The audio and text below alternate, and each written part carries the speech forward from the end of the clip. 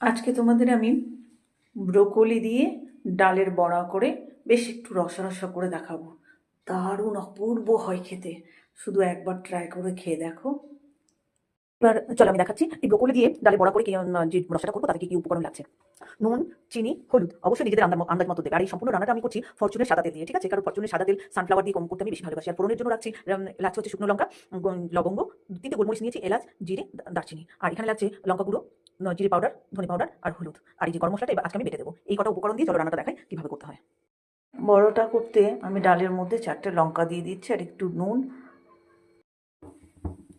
বড়টা ভাজার জন্য একটু তেল দিয়ে দিচ্ছি। তেলটা গরম হয়ে গেছে, তাই আমি একটু একটু করে এখন একটু বড় সাইজের করে বড়াগুলো ছেড়ে দিচ্ছি। বড়াটা ভাজা আমার হয়ে গেছে।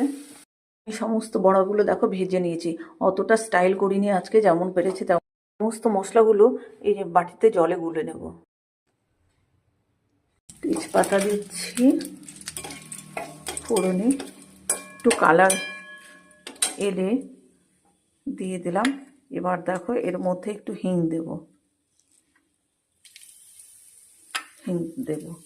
তারপরে দেব হচ্ছে গরম মশলা। এর মধ্যেই আমি হলুদটা দিয়ে দিই, তাহলে খুব সুন্দর কালার আসে। আর সাথে একটু চিনি।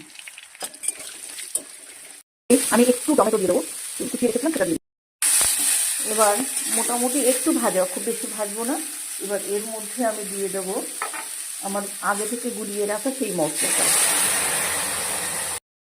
কষানো হয়ে গেছে, দেখো তেল ছেড়ে দিয়েছে। এবার ঝোল দিয়ে দেবো, অবশ্যই গরম জল ইউজ করবো।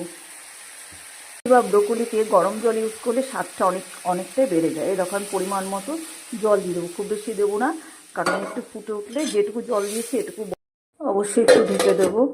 কিছুক্ষণ অপেক্ষা করবো, ওগুলোকে ছেড়ে দেবো, দিয়ে আবার সামান্য একটুখানি ঢেকে দেবো। এই যে দেখেছো, একদম এই যেটুকু রস আছে পুরোটাই টেনে নেবে। আর খেতে বেশ গা মাখা হবে, দারুণ লাগবে খেতে। এই দেখো বড়গুলো দিয়ে দিয়েছি, যেটুকু রস আছে এটুকু টেনে নেবে আর খেতে খুব সুন্দর লাগবে। আবার একটুখানি ঢেকে দেবো। এবার সামান্য কয়েক ফোঁটা ঘি দেবো, জাস্ট ডালে বড়ি আছে তো, ঘিটা দিলে একটু বেশি টেস্ট হয়। ঘি দিয়ে দিলাম আর সেই বেটে রাখা গরম মশলা, ব্যাস রান্না কমপ্লিট। ওগুলো কতটা সফট হয়েছে দেখো, মনে হচ্ছে একটু করলে এই যে ভেঙে যাচ্ছে।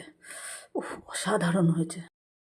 ব্যাস রান্না কমপ্লিট। দেখো কি কালার হয়েছে। এবার এই রান্নাটা যদি একবার খাও না, আশা করি মুখে লেগে